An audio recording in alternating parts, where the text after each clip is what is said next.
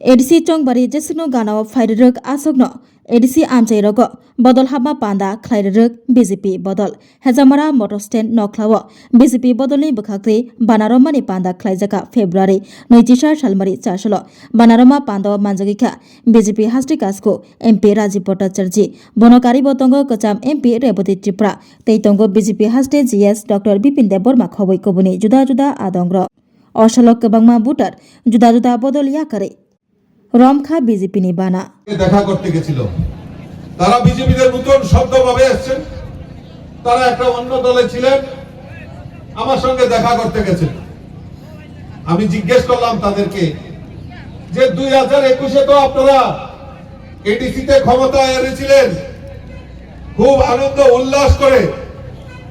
2021 থেকে 2026 শুরুয়াত হয়েছে প্রায় 5 বছর হতে চললো আপনারা বলুন তো আপনারা কি পেয়েছেন এই এডিসি ইলেকশনে জনজাতিরা কি পেয়েছেন বলুন না আপনারা যে একটা বড় কথা যদি বলেন আজকে সিমনা বাজারে এসে আপনারা বলুন না যে আপনারা থানসা করছেন 2021 এ আপনারা এডিসি ক্ষমতায় আসছে আজকে 2026 এ দাঁড়িয়ে এডিসি তে আপনারা কি কি কাজ করেছেন আসেন একবার হিসাব করা হোক উনারা আমাকে বললেন যে দাদা একটা জিনিসই হয়েছে কি জিনিস হয়েছে যে এডিসির টাকা দিয়ে ওই সিঙ্গাপুরে গিয়ে জনজাতি নৃত্য হয়েছে এডিসির টাকা দিয়ে সিঙ্গাপুরে গিয়ে জনজাতিদের নৃত্য হয়েছে কিন্তু জনজাতিদের উন্নয়নের জন্য 1 টাকাও খরচা করা হয়নি বন্ধুগণ আমরা এখন এইগুলি যদি বলি আমরা এখন এইগুলি যদি মানুষের সামনে তুলে ধরি তাহলে বিজেপি খারাপ আর যদি খারাপ হয় আমরা খারাপ হব কিন্তু মানুষের অধিকার এই থানসাদের অধিকার আমরা তার থেকে পিছু পা হব না সেই সংকল্প নিয়ে ভারতীয় জনতা পার্টি কাজ করছে অদ্ভুত বিষয় যে আজকে জনজাতি বিকাশ জনজাতিদের উন্নয়ন 25টা বছর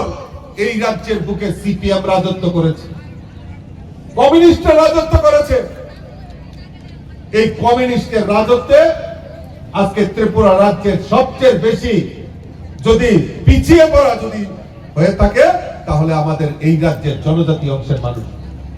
আজকে দাবি উঠেছে আজকে রেবতী ত্রিপুরা মহোদয় ওনার বক্তব্যে বলেছেন যে কেউ কেউ দাবি করছেন যে ত্রিপুরা রাজ্যের জনজাতি মুখ্যমন্ত্রী দরকার আমিও বলি যে জনজাতিদের মুখ্যমন্ত্রী হওয়া দরকার কিন্তু আমি তার হিসাব চাইব সিপিএম এর সময় দশরথ দেববর্মা এই রাজ্যের মুখ্যমন্ত্রী ছিলেন নৃপেন চক্রবর্তী তখন মুখ্যমন্ত্রী উনি 2 দিনের জন্য দিল্লিতে গেছিলেন জুন মাসে 1980 সালে আর এই ত্রিপুরা রাজ্যে জুনের দাঙ্গা হয়েছিল 1980 সালে আমি জিজ্ঞেস করতে চাই তাহলে জনজাতি উপমুখ্যমন্ত্রী থাকার দরুন কেন এই দাঙ্গাকে রুখতে পারেনি আমি আজকে প্রশ্ন রাখতে চাই ওই কথা তো কেউ বলে না এই রাজ্যে দশরথ দেববর্মা উনি মুখ্যমন্ত্রী হয়েছিলেন আমি এখানে জনজাতি আমার ভাইয়েরা বোনেরা রয়েছেন অনেক বয়স্ক লোকেরা রয়েছেন দশরথ দেব তো এই রাজ্যের মুখ্যমন্ত্রী ছিলেন আজকে হিসাব করেন তো যে জনজাতি বিকাশের জন্য সেই সময় সিপিএম এর সরকার এবং এই মুখ্যমন্ত্রী কি পদক্ষেপ নিয়েছিলেন প্রশ্ন রাখতে চাই জবাব দিতে হবে আমরা চাই জনজাতি বিকাশ হোক কিন্তু এই উল্টা পাল্টা কথা বলে জনজাতিদেরকে বিভ্রান্ত করে এই রাজ্যের উন্নয়ন কোনোদিনও সম্ভব নয় বন্ধুগণ আজকে মহারাজা বীর বিক্রম কিশোর মানিক্য আমরা ভারতীয় জনতা পার্টি সরকার প্রতিষ্ঠার পর মহারাজার তৈরি যে আগরতলা বিমানবন্দর সেটাকে মহারাজা বীর বিক্রম কিশোর মানিক্যের নামে করা হয়েছে আজকে মহারাজার জন্মদিন 19 আগস্ট সেদিন সরকারি ছুটি যদি ঘোষণা করা হয়ে থাকে আমাদের সরকার আমাদের ভারতীয় জনতা পার্টি সরকার আসার পর মহারাজার জন্মদিনে সরকারি ছুটি ঘোষণা করা হয়েছে আর এখন মহারাজার নাম নিয়ে বিকৃতি করেন আমাদের যখন পার্টি অফিস ভাঙা হয় আমাদের ভারতীয় জনতা পার্টির যত কার্যালয় রয়েছে, যত অফিস রয়েছে, সেখানে মহারাজার ফটো লাগানো হয়। আর ওই বিজেপির অফিস যখন ভাঙা হয়, মহারাজার ফটোকে পায়ে লুণ্ঠিত করা হয়, মাটিতে ফেলে দেওয়া হয়, ওই মহারাজার ফটোতে অগ্নি সংযোগ করা হয়। আমি একদিন জিজ্ঞেস করেছিলাম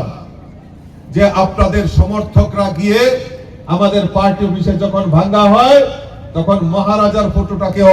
আগুনে নিক্ষেপ করা হয়, নতুবা মাটিতে লুটিয়ে দেওয়া হয়। বলে না,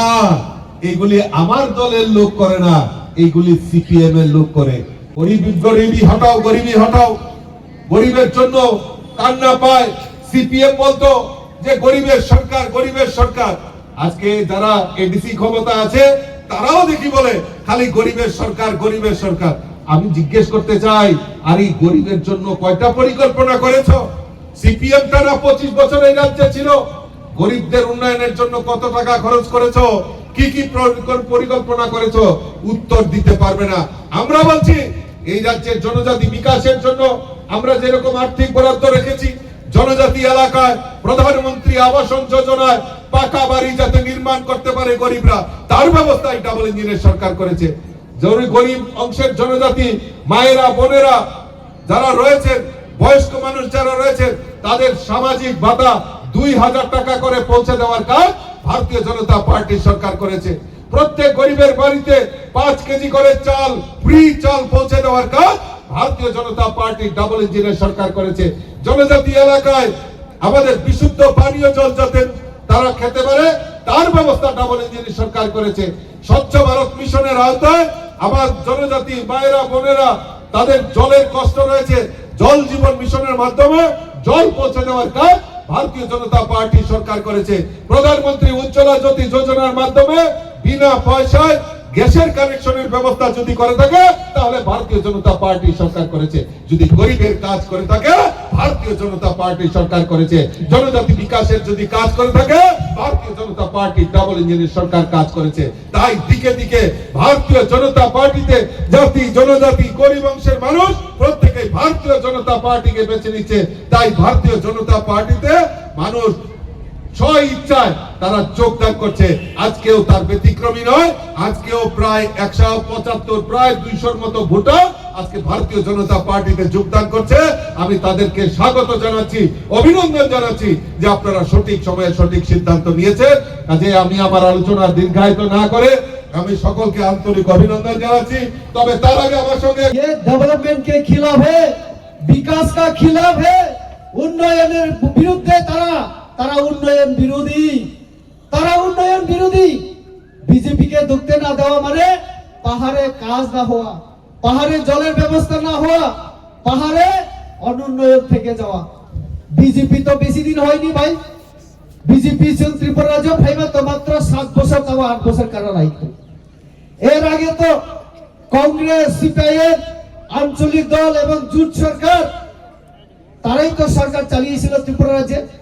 আজকে ত্রিপুরা রাজ্যে যে সমস্ত সমস্যার সম্মুখীন বাঙালি সমাজ হোক, জনজাতি সমাজ হোক, এই যে সমস্যা ফেলে গেছে, না হয় সেই কংগ্রেস, না হয় আঞ্চলিক দলের সঙ্গে কংগ্রেস, না হয় এই সিপিএম। আজকে ভাষার কথা আমি যদি বলি, গতকাল যখন আমাদের এই উত্তর পূর্ব এবং পূর্ব ভারতকে নিয়ে,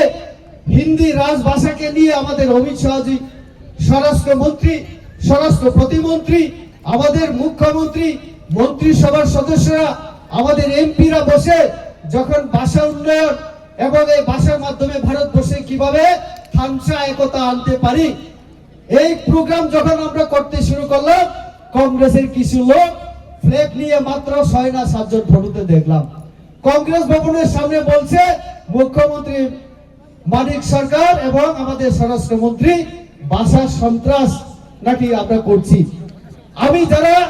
এই রোমান হরফ, বাংলা হরফ, দেবনাগরী হরফ নিয়ে বিতর্ক তৈরি করছে, আমি তাদের বলতে চাই, যে কোনো হরফ আমাদের ত্রিপ্রাসা, আমাদের ককবরকের জন্য যদি সরকার ঘোষণা করে, আমার আপত্তি নেই। আমিও ককবরকবাসী, আমি ককবরকও জানি, এমন না যে আমি ককবরক জানি না। আপনারা ভুল বুঝবেন না। অনেকে বলে, আমি যখন একটু বাংলায় কথা বলি, আলোচনা করি, ভাষণ দেই, আমার ফেসবুকে এসে অনেকে আমার ত্রিপুরাসারা বলে রেবতী ত্রিপুরা তো ককবরক জানে না, রেবতী ত্রিপুরা অশিক্ষিত, ক্লাস 9 ফেল। এইভাবে আমি তাদের বলতে চাই আমি ককবরক জানি, আর ককবরক সাইবনো পুরা ককবরক আং পিওর ত্রিপুরাসা আমনি বাগে নো আনিলে টাইটেল বো ত্রিপুরা, আনি টাইটেল বো ত্রিপুরা আমনি বাগে নো। এবং ভগবানের আশীর্বাদে মাস্টার ডিগ্রি কমপ্লিট খাইছে, টিচার দীর্ঘদিন উমানি পড়েছে, রাজনীতিও ফাইজেও জাতির বাগে কিছু দেখাই মানু হইবে, জাতির বাগে খাইনি বাগে নো ফাইও চুম্ব ও বিপিন বড় গ্রাজুয়েট কমপ্লিট খাই যাচ্ছে, বিপিন অনেক কিছু সামান্য তাও জানি ওয়ান্স ও কাইসি গসিনি বিকাশ ইয়া বিপিন সামাহাই রেবতী ত্রিপুরা বিপিন দেববর্মা বিকাশ দেববর্মা হিংকে তা সাসিরি তাই বরনে আর তাই করিকা সানানি কোনো মানে শুনে এমন খাই নাই মাইয়া আনো তো শর্টম্যান কত কিছু শাখা হাইফানো আবো ভগবান দিবারে আবর দিয়ানি কোনো দুঃখ করে আম প্রাউডলি সানাই, কিন্তু আনি ওয়ান্স মুন্ন নরম নাই দি নরম ইসলাই অনেক কিছু গানি নরম ইসলাই ওয়ান্স অনেক কিছু এবং